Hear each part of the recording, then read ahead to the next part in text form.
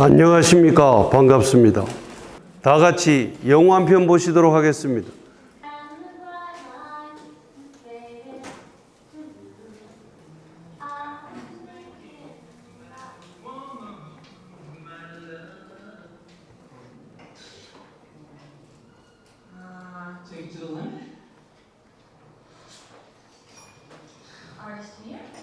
여러분이 피터라면 어떻게 하시겠습니까? 아버님이 밑에서 명령하듯이 로프를 자르시겠습니까? 아니면 애니가 위에서 절규하듯이 로프를 자르지 않으시겠습니까? 여러분은 어떤 선택을 하시겠습니까? 제가 이 선택을 부탁드리면요, 시나리오를 바꾸는 분들이 꼭 나오십니다. 어떤 분들은 가운데 있는 내가 차라리 풀고 뛰어내리겠다, 이런 분도 나오시고요. 또 어떤 분들은 아예 내 위를 잘라버리겠다, 이런 분도 나오십니다. 안 됩니다. 가운데 있는 사람이 제일 밑에 있는 사람을 자르면 위에 있는 두 사람은 확실하게 삽니다. 안 자르면 셋 다 확실하게 죽습니다. 이렇게 신신당부를 드렸는데도 또 시나리오를 바꾸는 분들이 나오십니다. 칼을 밑으로 준다. 안 됩니다.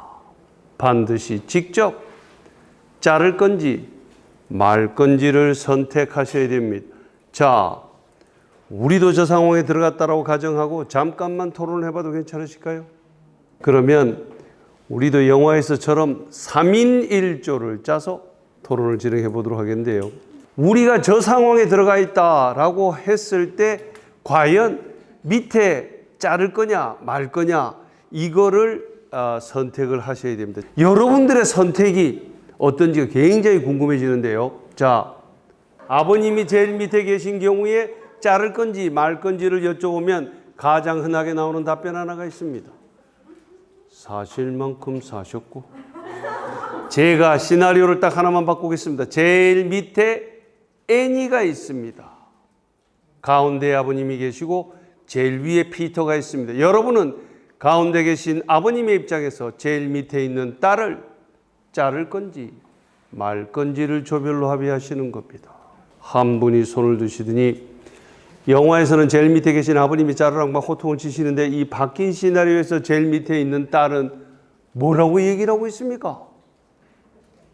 그래서 그걸 왜 물어보시냐 그랬더니 마음 결정하는데 중요한 변수랍니다. 제일 밑에 있는 딸은 새파랗게 질려가지고 아무 얘기도 못하고 있습니다. 엄마는 어딨냐요? 집에 계십니다. 집에 계신데 지금 핸드폰 연락이 안 돼가지고 이 사태 해결에 도움이 안 되는 대단히 안타까운 사람. 자, 이 두 가지 사실을 염두에 두시고 로프가 심하게 흔들리기 때문에 1분 48초 합의하시죠. 우리 조에서는 자르기로 했다. 우리 조에서는 안 자르기로 했다. 가운데 계신 아버님만이 칼을 가지고 있고 밑에 있는 딸을 자르면 위에 두 사람은 확실하게 살고 안 자르면 셋 다 무조건 죽습니다. 자, 이 중대한 문제를 1분 45초 만에 합의하라고 다그친 저한테도 일부 책임이 있습니다. 좀 전에 합의는 하셨더라도 무효입니다. 전부 개별적으로 결정하시죠. 양손을 번쩍 들어 주십시오. 자른다 오른손 들고 있고 안 자른다 왼손 들고 있습니다. 5, 4, 3, 2, 1. 지금 오른손을 드신 분들 자른다 일단 손을 내려주시죠. 오, 굉장히 특이한 그룹입니다. 아니, 제가 지금 전국 방방곳곳을 순회 공연을 하고 있는데요. 이런 콤비네이션은 처음 나왔어. 여러분, 저들이 어떻게 해서 저런 상황에 빠지게 됐습니까? 아버지가 애니에게 분명히 얘기합니다. 캠을 덮고 자라. 캠을 덮고지 않으면 한 발자국도 움직이지 않겠다. 백전노장이라도 안전이 최우선이다. 안타깝게도 그 얘기가 채 끝나기도 전에 배낭이 떨어져 내려오고 사람들이 떨어져 내려옵니다. 저는 저 아버지가 대단히 훌륭한 리더라고 생각합니다. 최선을 다할 것을 명령합니다. 그러나 모든 것이 여의치 않자 나를 잘라라. 너희들이 살아라. 리더는 자기 희생을 각오하는 사람입니다. 동의하십니까? 네! 복창하시겠습니다. 리더는 자기 희생을 각오한다. 만약에 리더가 자기 개인 이익을 챙기는 데 급급하다면 어떤 부하가 그런 리더를 따르겠습니까? 여러분, 오늘 우리는 건전한 투자 마인드가 무엇인지를 얘기해 보기 위해서 이 자리에 모였습니다. 근데 왜 뜬금없이 이런 얘기를 하냐고요? 여러분들, 저는 이거 투자 얘기가 다 들어가 있다고 생각합니다. 여기에. 무엇이 떠오르십니까? 제가 이거 영화 보여드리면요, 제일 먼저 떠오르는 생각이, 그래, 주식 투자할 때는 손절매를 꼭 해야 되겠구나. 손절매 안 하면 몽땅 다 죽는구나. 타이밍을 잘 잡으셔야 돼요. 또 어떤 분은 그런 얘기, 계란은 한 바구니에 절대 안 담는다. 내 다음부터 등산 갈 일이 있으면 우리 애들 데리고 절대 같이 안 간다. 따로 분산 투자해야 되겠구나. 이런 분도 계시고요. 뭐 하여튼 이거 보면서 뭐 여러 가지 느낀 바가 많았다. 그런 얘기들을 하시는데 또 하나 중요한 게 있습니다. 아까 제가 뭐라 했습니까? 안전이 최우선이다. 투자는 안전에서 출발한다. 비빌 언덕이 어딘지를 보고 누워야지 그냥 갖다 누우면은 뇌진탕 오는 수가 있습니다. 투자를 결정하실 때는요, 먼저 안전한지 안 한지를 먼저 챙겨야 되는 겁니다. 그건 뭐 나중에 어떻게 되겠지, 뭐. 설마. 저도 왕년에 주식 투자해가지고 정말 혼쭐 난 적이 있습니다. 아니, 뭐, 꽉 쥐고 있으면은 언젠가 오른다 했더니 꽉 쥐었더니 꽝 됐어. 그런 경험 없으세요? 어떤 투자를 결정하실 때는 항상 내 투자는 안전한가? 그 얘기는 뭐냐면요, 이것이 만약 잘못되어서 나한테 불리한 쪽으로 작동하게 되면 나는 어떻게 할 것인가? 이 대비책을 먼저 갖고 있었어야 돼요. 이건 뭐 그때 닥쳤을 때 어떻게 해보지. 늦었습니다. 시작할 때 이미 그걸 가지고 들어가야 됩니다. 자, 오늘 저는 저한테 김영철 교수님은 연세대학교 철학과에 계시다가 퇴임한다고 얘기를 들었습니다. 혹시 미래를 좀 내다볼 수 있으신지요? 이런 질문 하실 분 안 계시죠? 예? 여러분들, 미래는 예측하는 것입니까? 아닙니까? 미래는 예측하는 겁니까? 미래를 다 예측했다라고 하는 사람 있으면은요, 저 좀 만나게 해주세요. 그 사람한테 물어볼 말이 있어. 당신이 이때까지 예측한 것 중에 틀린 게 몇 개입니까? 예측하는 족족 다 맞는다고요? 여러분, 미래는 예측하는 것이 아닙니다. 대비하는 겁니다. 대비할 수 있는 사람만이, 나는 이거 대비책은 하나도 없는데, 상당히 곤란합니다. 대비책을 갖고 있어야 됩니다. 아니, 미래를 다 꿰뚫어 볼 수 있으면은요, 누가 못하겠어. 미국에서 있었던 일입니다. 칠면조 한 마리가 있었어. 아침 9시에 눈을 딱 뜨니까 주인이 오더니 식사를 주는 거예요. 맛있게 잘 먹었어. 그 다음날 되니까 또 아침 9시에 식사를 줘. 잘 먹었어. 눈이 오나 비가 오나 아침 9시만 되면은 주인이 와서 식사를 줬습니다. 그러던 어느 날 이제 살이 좀 통통하게 찌고 자신감도 붙었어. 아주 내가 잘 나간다. 근데 그 다음날 주인이 뭘 들고 나타났습니까? 칼을 들고 나타났어요. 왜 칼을 들고 나타났을까요? 아이가 추수감사절이야. 생스기빙 데이가 돼가지고, 여러분 생스기빙 아시죠? 미국에서 우리로 치면 추석 같은 거예요. 얘가 이제 살이 통통하게 찌고 그러니까 이제 잡아먹을 때 돼서 주인이 칼 들고 와서 딱 잘라. 여러분, 어제까지 그렇게 해왔다고 해서 내일도 똑같이 그렇게 될 것이라고 생각하십니까? 천만의 말씀. 그럴 수도 있지만 안 그럴 수도 있습니다.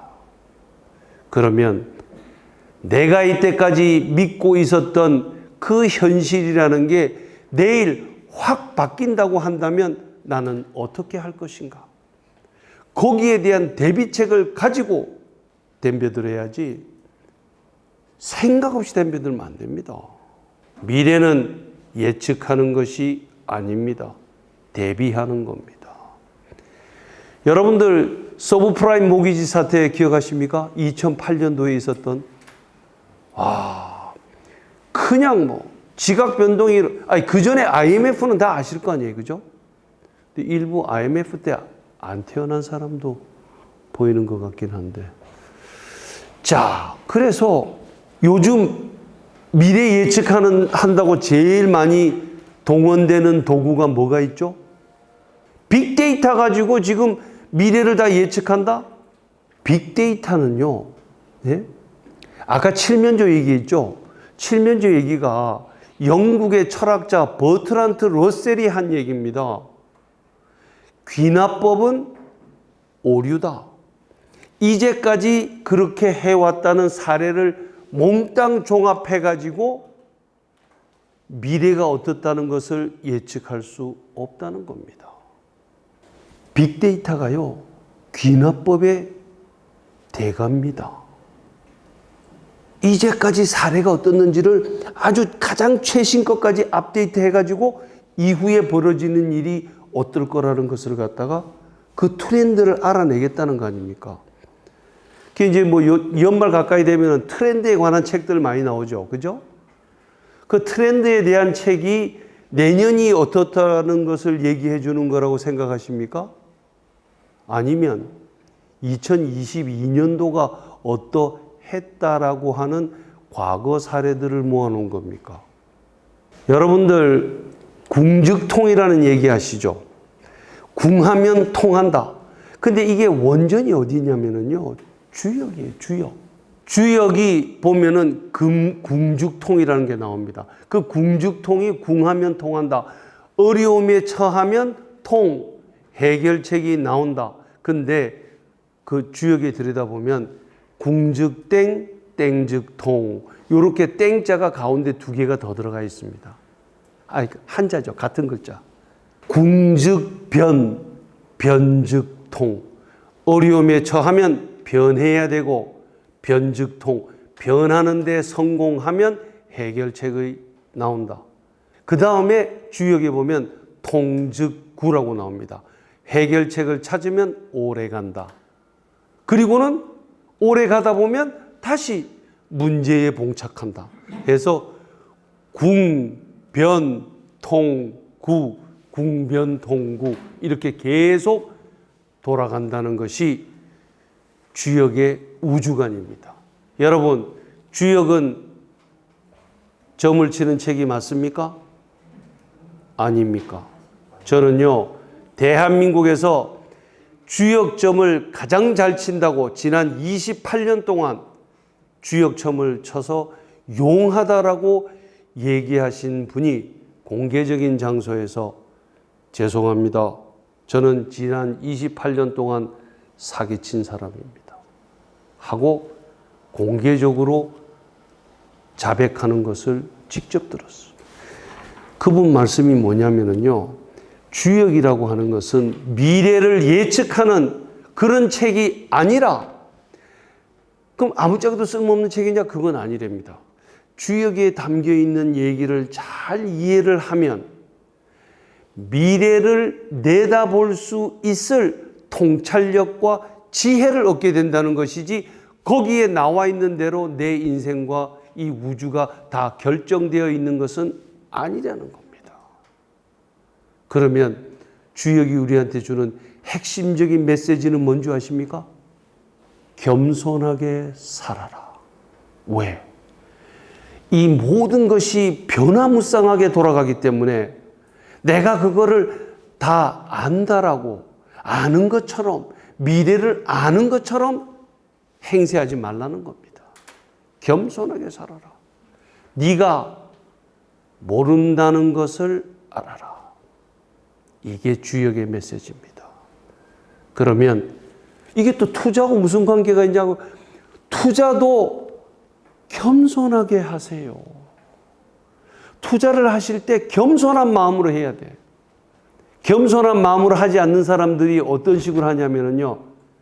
에이, 그래. 한번 질러라. 지르자. 지름신이 내렸다. 하는 순간에는 세상이 다 질 것 같지. 천만에 말. 그래서 질러가지고 안 되면 어떡하려고? 안 되면 말고. 뭘 말아. 투자라고 하는 것은 미래에 나한테 돌아올 금전적 이익을 위해서 내가 현재 사용할 수 있는 자원을 빌려주는 거예요. 투자하는 거예요. 그러면 왜 남한테? 내 생각에 내가 갖고 있는 자원을 내 스스로 사용해가지고 미래의 금전적 이익을 보는 것보다 나보다 더 잘하는 사람이 있는 것 같아. 그 사람한테 이렇게 투자하는 거예요. 잘해보시오. 그리고 나한테 나중에 잘 되면 줘야 됩니다. 라고 믿고 주는 겁니다. 그죠? 아니면 지가 직접 하면 되지 뭐.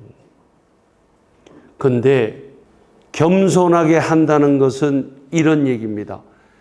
모르는 데에 투자하지 마세요. 모르는 데에 투자하지 마세요. 그 모르는 데 투자한다는 얘기가 어떤 얘기냐면은 소위 그 경제 전문가, 쪽집게 이런 사람들한테 교수님 어떤 종목에 투자해야 될까요? 내가 볼 때는 그 말해주는 사람도 잘 모르는 것 같아. 유튜브들 보시죠? 그 보면은 뭐 팍팍 찍는 사람들 있잖아요. 예? 제가 말씀드리는 것에 따르면 상당히 겸손하지 않은 사람들이 많더라고요. 마치 당신이 미래를 다 내다보는 것처럼 그렇게 얘기해 주는 사람들. 그래서 제가 저 유튜브에서 미래의 종목을 찍는 사람들은 자기 포트폴리오를 다 공개합니까? 지는 어떻게 포트폴리오 갖고 있는 거를 딱 걸어놓고 자기는 어떤 성적표를 지난 1년 동안 했는지, 내가 얼마나 미래 예측을 잘했는지 그거를 보는 사람들한테 낱낱이 공개하면서 이거 사라, 저거 사지 마라 얘기한다면 그래도 저는 안 믿어. 제가 의심이 좀 많은 사람입니다. 아까 칠면조 얘기 드렸잖아요. 이때까지 제 레코드가 얼마나 좋은데, 오케이, 운이 좋았던 모양이네. 근데 당신 운이 내년에도 좋다는 보장이 어디 있어? 여러분, 제가 오늘 왜 이 얘기를 계속 하냐면요. 안전이 최우선이다. 내가 비빌 언덕이 어딘지를 항상 먼저 체크하고 그러고 뛰어들으라는 거예요.